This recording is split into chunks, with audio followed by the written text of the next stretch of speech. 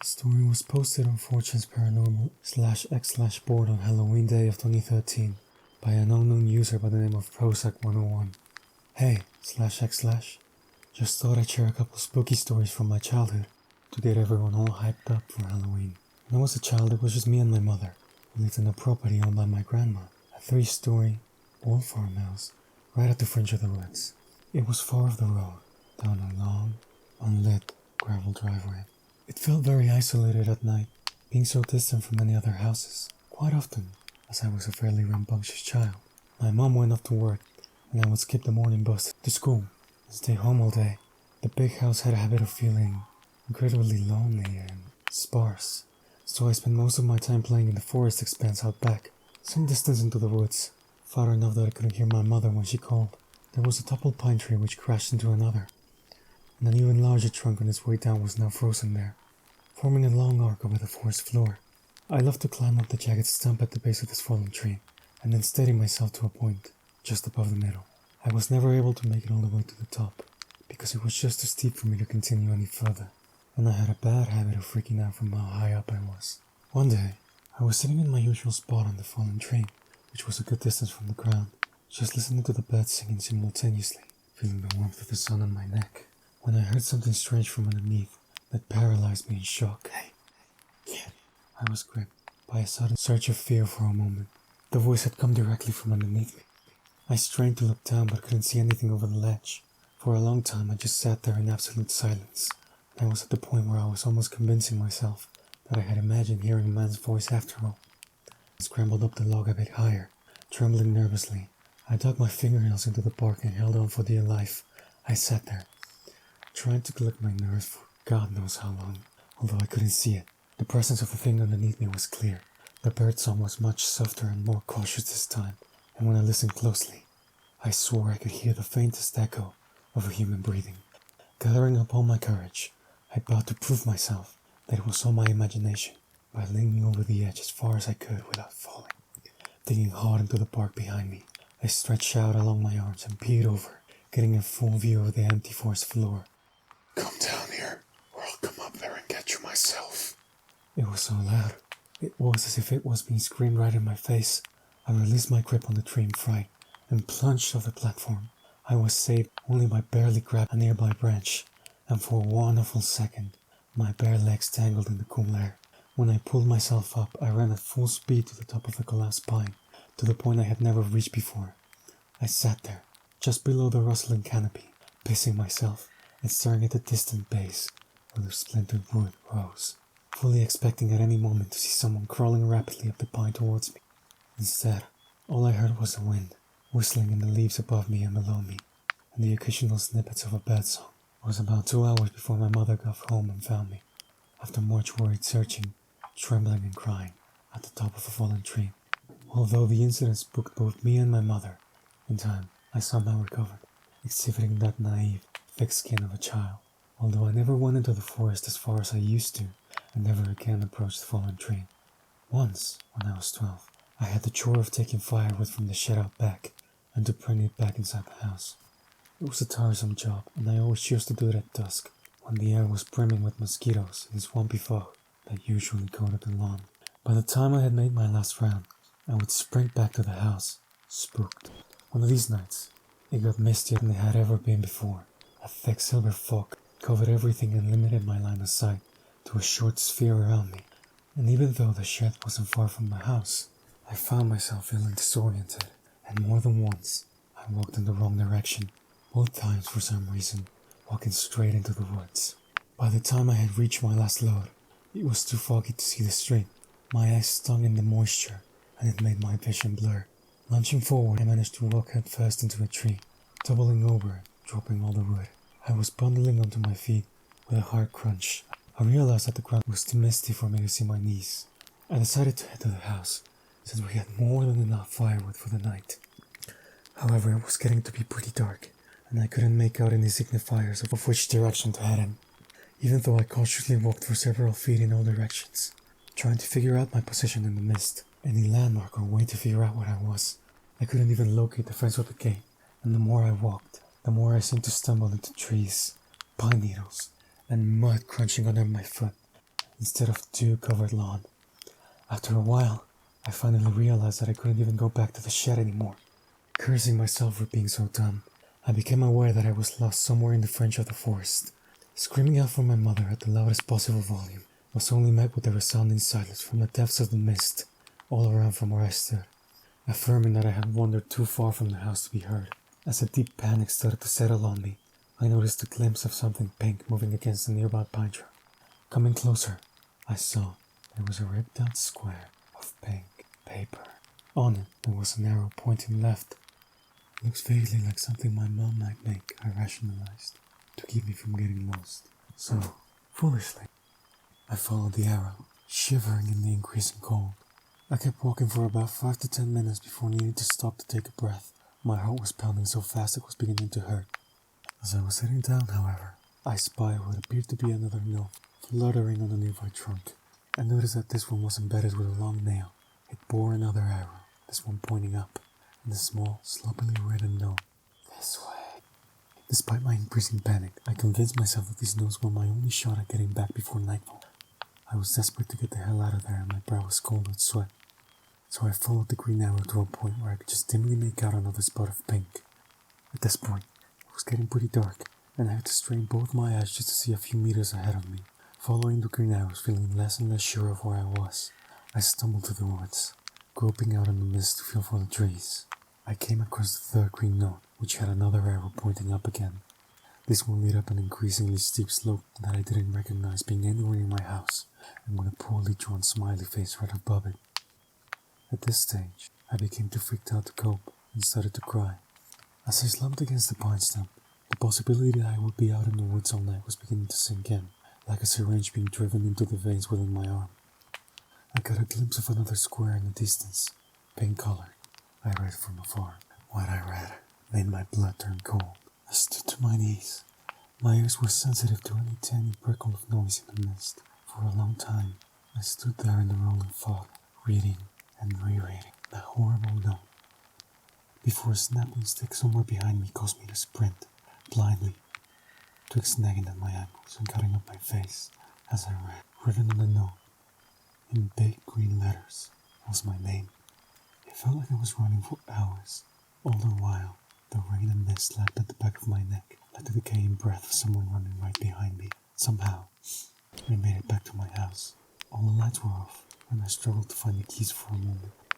When I found them, I bolted indoors and quickly crawled into where I remained, sleeping until morning.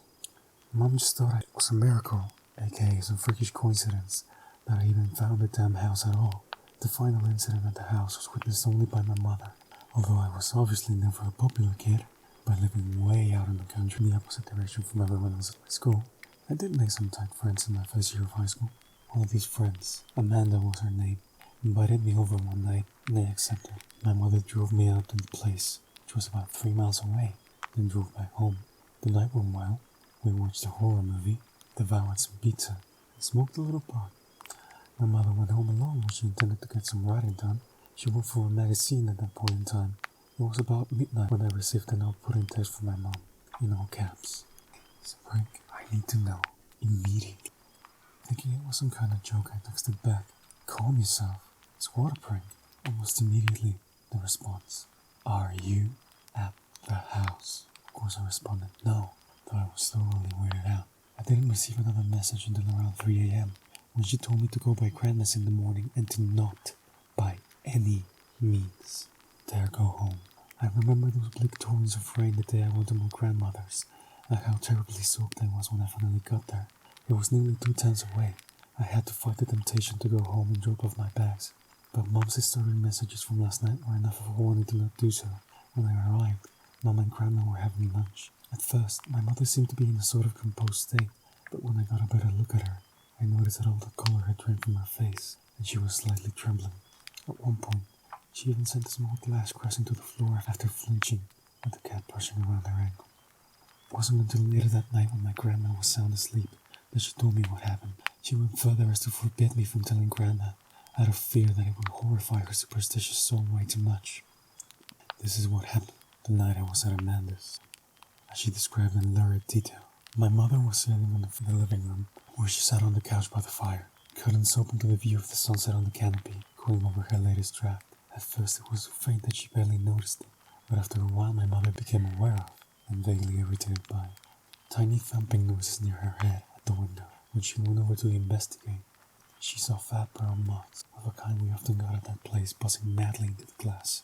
Reasoning that this was the cause of the sound, she returned to her work, however feeling rattled in some way. It was then when the noises started to get sharper and louder that she paid more attention and saw that rocks were being thrown at the window. From the total blackness of the forest edge, she saw them appear from the shadows of the bush and then fall in an arc and bounce into the window. Looking carefully, she could see small cracks from where some heavy ones had hit, right beside where her head had been moments before. Temporarily captivating, she tried to peer into the darkness enough to make out where the rocks were being thrown from. Then with a startled shock, she jumped back from the window as she saw me standing right behind a tree near the window, grinning wide and staring right at her, my one visible eye stretched wide open, showing all the white. She barely stifled a scream seeing her own daughter standing there, just staring and smiling. Not only did the figure not move nor blink, it was standing by one of the nearest pines, far from where the rocks were shooting up out of the bush. As they continued to do so in a loud downpour, my fist unceasingly continued to press out at her, smiling. Thinking this was all some kind of sick prank, my mother shouted my name at the top of her lungs, frightened to the core. However, instead of responding, the mouth of the thing behind the tree just started moving, as if it were mouthing silent words really fast. Suddenly, it turned its head to the side and seemed to be talking to someone else behind the tree. My mom said, who couldn't be seen, but she could see a formless black shape hanging against the other side of the tree. The girl that looked like me kept staring at my mother and doing the silent speed-talking thing, then turning and whispering to the thing next to her. Then she would turn back and starting up again. Then, breaking the monotonous spell, she suddenly pointed straight at my mother and started laughing. My mother screamed and fled to the bedroom on the second story, where she shut herself in and sat at the far end of the bed as the rocks began to pitter-patter against the window downstairs, dry heaving and weeping in fear. In my room, my mother said she did not feel safe. There was an awful smell and a weird humming noise in the wall. As she described, she tried to pray for a time before giving up, and just listening to the rocks belt the walls and windows, and the weird, continuous humming. Listening more carefully, she could identify it as the softest hint of a mumbling voice. In absolute horror, she recognized the voice and then, virtually too afraid to look, she tilted her head up to the closet door, where an awful white face could be seen staring right at her, mouth contorting and gaping in what seemed to be highly sped up whispering. The closet door was only a meter from my mother. It started to open slowly. In an unimaginable explosion of terror, she immediately bolted to the door, only to fumble with the lock as bigger and bigger rocks came crashing through the window, which burst apart in a spray of glass shards before finally getting out, running out of the house, completely giving her eyes over the woods, getting into her car and driving off. She said that as she glanced back, right at the end of the prolonged driveway, she saw two unmistakable human forms standing at my broken bedroom window, watching as her car got further and further away from her house. This would be their final farewell, as my mother never stepped foot in that place again. As my mother told me this story, she broke down into tears. I didn't doubt her, and I still don't. I understand and fully believe that she experienced what she says she did. It was also quite clear that we were done living in that house, once and for all. I only went back once, with my dad, who I see very rarely now. He came from another state to help us move. Mom had already found a place in town and moved in. My dad and I just loaded up his truck with all that was left inside the house. It was a silent sunny morning, and we removed all the stuff and emptied the place. I wish I could say there was some closure, some final spooking to cap it all off, but there wasn't. It was just a relief to be out of there. There are, however, only two things left worth mentioning. When we checked the house for any intruders, we found that several windows, including the one in my bedroom and the kitchen, had been smashed, and we found rocks there, lying on the floor. Dad went out into the trees for a bit to take a leak. When he came back, he asked how long we'd had the swing set for. Needless to say, we'd never had a swing set. I was fairly unsettled to discover that in the weeks since we'd been gone, someone had assembled a rope swing set from one of the highest branches of the old pine over the ridge, against which was a fallen log which I stopped climbing many years ago. It was obviously a new rope, and a nicely polished, sanded down wooden seat at the base.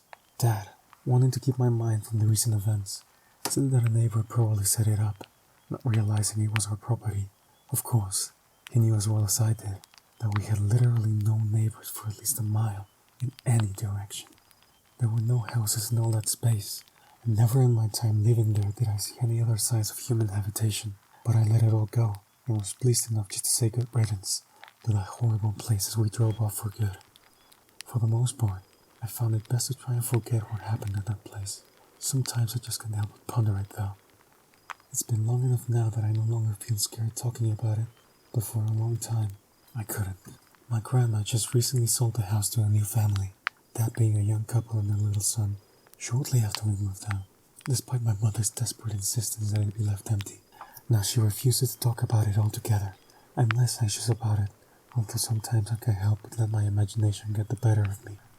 All I can think of is that old house, the fallen down tree, the new occupants, and the swing out back, gently spinning in the breeze, as the little boy toddles obliviously toward it.